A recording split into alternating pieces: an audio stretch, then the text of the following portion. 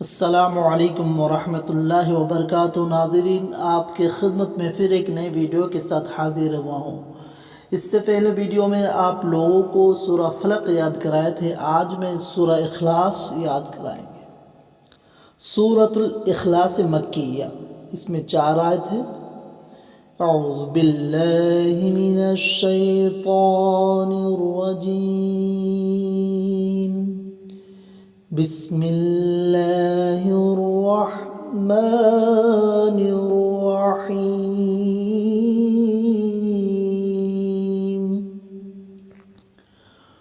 قل هو اللہ احد، قل هو اللہ احد، قل هو اللہ احد، اللہ الصمد، اللہ الصمد، اللہ الصمد، لم یلد ولم یولد، لم یلد ولم یولد، لم یلد ولم یولد، ولم یکن له کفوا احد، ولم یکن له کفوا احد، ولم یکن له کفوا احد، قل هو اللہ احد، اللہ الصمد، لم یلد ولم یولد،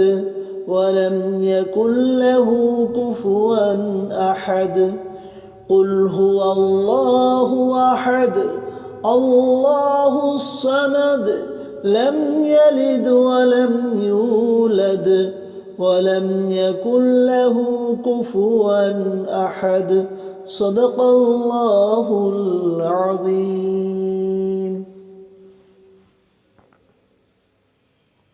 سورہ اخلاص سے طاقتور وظیفہ۔ آج جو وظیفہ آپ کے ساتھ شیئر کرنے جا رہا ہوں، یہ وظیفہ سورہ اخلاص کا بہت ہی خاص وظیفہ ہے۔ اس عمل کو آپ پورے یقین کے ساتھ کریں، انشاءاللہ آپ کو اس کا فائدہ ضرور ہوگا۔ سورہ اخلاص کی فضیلت۔ سورہ اخلاص کو قرآن پاک میں ایک خاص اہمیت حاصل ہے۔ اس سورت میں اللہ کی ذات کا تعارف ہے۔ حدیث شریف میں ہے کہ جو شخص 3 مرتبہ سورہ اخلاص پڑھ لیا ہے، اسے ایک قرآن پاک پڑھنے کے برابر ثواب ملتا ہے۔ اتنی بڑی فضیلت ہے سورہ اخلاص کی۔ اس سورت مبارکہ کو دن میں کم از کم 3 مرتبہ لازمی پڑھ لیا کریں۔ وظیفہ پڑھنے کا طریقہ۔ اس عمل کو آپ پورے دن میں کسی بھی وقت کر سکتے ہیں۔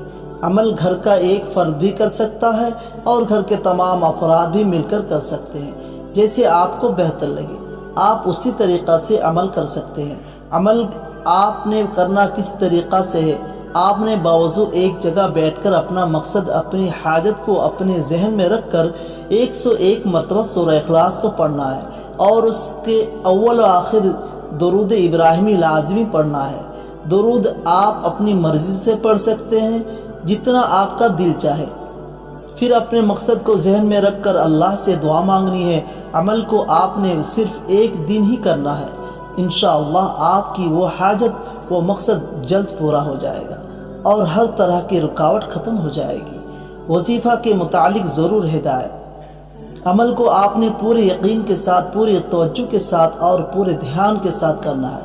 عمل کرتے وقت اپنی حاجت کو، اپنے مقصد کو اپنے ذہن میں رکھنا ہے۔